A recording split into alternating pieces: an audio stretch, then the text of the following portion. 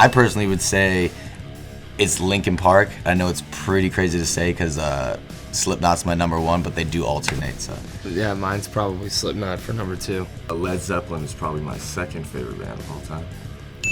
Oh my gosh. The Breaking Points. The Breaking Points. That's hilarious. Oh, Bring Me the Horizon. Sure. That'd be great. You think? That would be. I'd want to join like Kiss or something because I feel like that's just over the that's a top. good Could you one. imagine like that's a good one. Yo, I was 10-foot platform, like heels, fire, face makeup? I think that would just be I would outrageous. 100% join Rob Zombie. That is the choice for sure. Zombie, that is such a good answer. Yeah. Oh my god. I just want to be able to have a dressing room to myself. I would say Creed, Yeah. covering throat. I feel like that would just be absolutely over the top. That would be pretty funny. Like the chorus alone would be just ridiculous. I couldn't imagine. I'm totally agreeing with that one. That's a pretty good one. I would love that. It would also be cool to see Corey Wells cover Broken Home. That would be pretty Yeah. cool. The Bird heavy bars. guitars and the industrial like production is definitely a big part of the music. And then Tyler's bars. I mean, yeah, like I think the rap elements of our music are like pretty unique and like different. So like I like definitely think that's a key focus point for our music. And yeah, the industrial aspect of it too. We take a lot of time to like make sure like the production is like very different and like kind of like,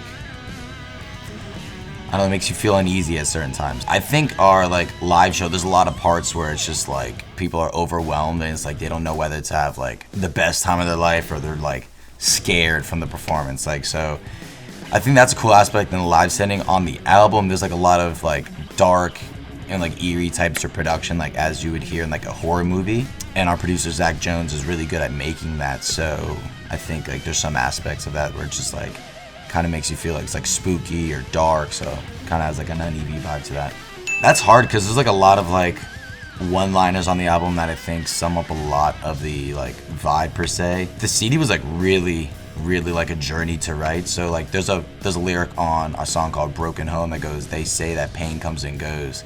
And I feel like that's a pretty good synopsis of like the entire album because it was like, it's pretty painful to write some of those songs and like the process and like the stress and like the happiness like that went into doing the album was all over the place. I think another one that would be good that could like encompass the whole album is the lyric in Holding On. The hardest part of letting go is trying to hold on. It's another good one that like like it kind of explains the entire record. I would be played by Tom Hardy. Oh my god. It's like his favorite actor and I just don't understand why. I'll take Paul Rudd. I think that would be. Paul Rudd. Rudd. Paul Walker. I would love that. Yo. We actually had this conversation not too long ago. You already know who would play you. Like don't even. I think the best person to play me probably like Tom Felton from like Harry Potter. But as he is now. But as he is now, oh my god.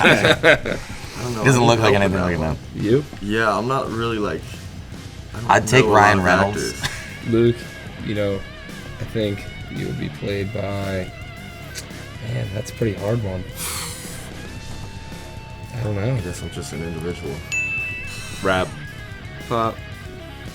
Country. Country. Country. All three. Yeah, just- a rap pop country record. That's a pretty good question. I would It's- probably It's say. very odd because we don't really listen to like we listen to Maybe new you metal, but like I don't know, like Mine would probably be Underrated. like the most underrated nu metal band, in my opinion, would probably be Mudvayne. Because like they were big for a good little while, answer. but they never got the recognition that like Slipknot or Korn or anyone got. Like I think Mudvayne was pretty big for a little bit. no, they weren't like My answer would- massive like the My other answer would ones. be Edema. I That's- love that band. I was thinking There's Edema another too. one that I would, yeah. I think they're great. well, I felt like as long as like Linkin Park and Korn are around, like Edema never really had a shot. Yeah, Like Right. there was just Exactly. like I think that band was just like B-sides from like both of those bands. Like progression or advancement, we don't want to like go back ever.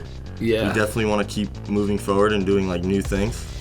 We don't want to just get stale, you know? I think something that we would probably, you could expect on a follow-up of Breaking Point is we collaborated on the CD with two producers, and it was very cool. Zach Cervini and Zach Jones. I think that's something that you could definitely see more of on the next CD, more collaboration with like other producers, because it brings different minds to the table instead of the old generic, not generic way, but like the normal way of going to one producer and writing 10 or 12 songs with just them. I think it brings like a different element to our CD, and I think that's why Breaking Point really came together so well.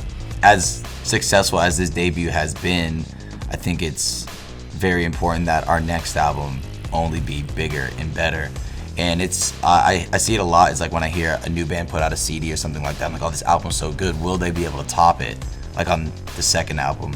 And some albums, are better than the first and some are not. So like we just want to focus on the touring aspect of this album, getting the CD and songs to as many people as we can. And then when we're ready to go in for album number 2, I think we'll be equipped for that. That were like mean dudes. When I met my girlfriend, before she knew who we were, she like saw like a promo of us and she was like, those guys are just mean and they just look menacing. And I was like, nicest dude in the world. So like, yeah, I think like a lot of people think like we're like just mean. I don't know. I've heard it, so we're definitely nice guys. Yeah, there's 2 of them that I hear a lot. One of them, the common misconception is they come up to our table and be like, I never thought I'd hear that voice out of you. Yeah, that's like another thing. Is that's like something we hear every time. And my voice is like generally like, as you can hear it now, it's like super like just normal, and then like on stage it's like just this big like wrestler monster, I guess. Which is cool because like I hear it almost every single night. Did not expect that voice out of you, or such a tiny person. I was like, I don't know. Enjoyed the show, I guess. We are Afterlife. Our new album Breaking Point is out now. After you're finished watching this video, please like, subscribe, and comment to APTV to watch further videos.